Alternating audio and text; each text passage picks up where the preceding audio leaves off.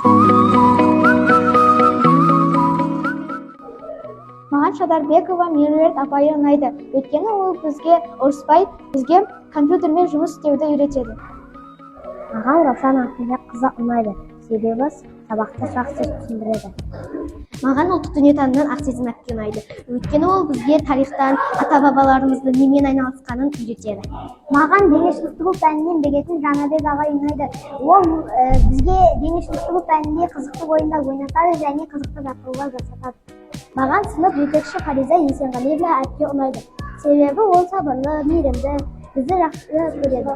Маған Арда әпке қатты ұнайды. Себебі Арда әпке өте мейірімді, жанашыр, сабақты жақсы өткізеді. Маған Раушан Ахметбек қызы ұнайды. Өйткені ол жақсы сабақты түсіндіреді.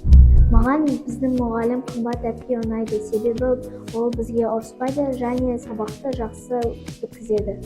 Маған сынып жетекшіміз Қадиша әпке ұнайды. Себебі ол қиын тақырыптарды оңай қылып түсіндіреді. Маған Гүлназым Ділдаханқызы мұғалім ұнайды.